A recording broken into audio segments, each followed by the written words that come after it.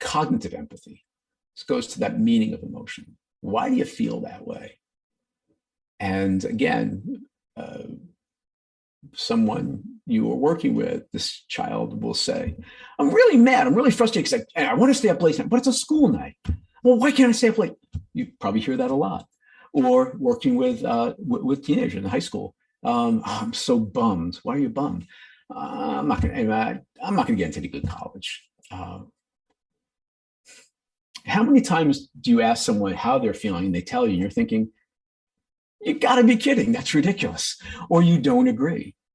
We see parents do this all the time. Oh, don't worry about it. Or that's not important. Oh, that's not worth being angry about. I understand that as a parent. I did that occasionally, but I sort of caught myself. One of the most powerful phrases you can use is, I can see how you might feel that way. Because they do.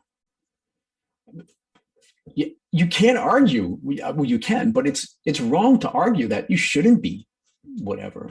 They feel that way. You're not going to win that argument, and you shouldn't. It's called validation. Some of you probably recognize some of these from the therapy called DBT. And we'll talk about that later. So this is another thing you can take away from today is this validation. It's enormously helpful.